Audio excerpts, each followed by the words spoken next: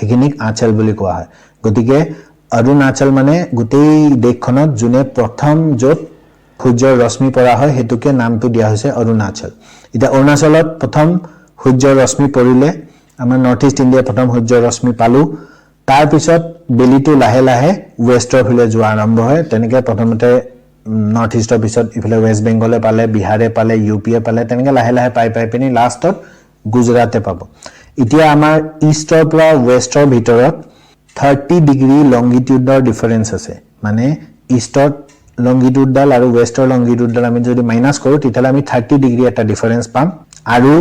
time যেটো difference আমাৰ ইষ্টৰ পৰা ওয়েষ্টৰলৈকে যেতিয়া বেলিটো গৈ পায় তেতিয়ালৈকে 2 আৱাৰ্স 2 ঘণ্টাৰ সময়ৰ ডিফাৰেন্স আছে এতিয়া আজিৰ যে তাৰিখত যদি আজি ডেটটো মই লওঁ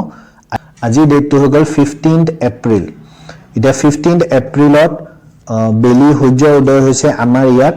5:12 5:12 তেতিয়া হলে তাৰ 2 ঘণ্টাৰ পিছত গুজৰাটত সূৰ্য উদয় হ'ব তেতিয়া হলে 7:12 7:12 গুজৰাটত সূৰ্য উদয় হ'ব এতিয়া আমিও কিন্তু স্কুল অফিস এবিলাকত গৈ আছো 8 am আৰু হিহঁতে গুজৰাটৰ মানুহবিলাক কেও স্কুলত গৈ আছে 8 আৰু আমাৰ অফিস বিলাক হৈ আছে 9 বা 10 am আৰু তাতো হৈ আছে 9 বা 10 am ঠিক আছে এতিয়া আমাৰ ৰাতিপুৱা বেলি উলিওৱাৰ পৰা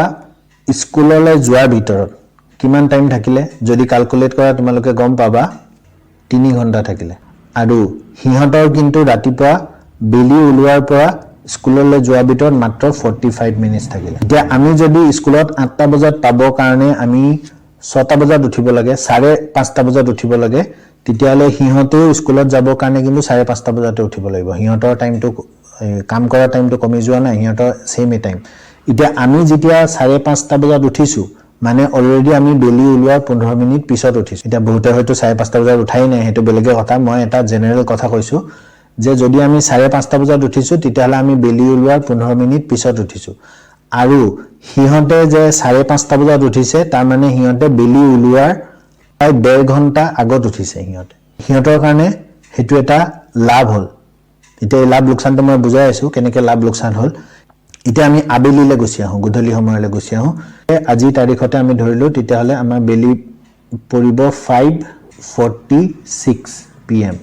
ইয়াৰ 2 ঘণ্টাৰ পিছত হিহঁতৰ তাত বেলি পৰিব হেতু হৈ গল 7:46 pm কিন্তু আমাৰ ইয়াতো স্কুল শেষ হ'ব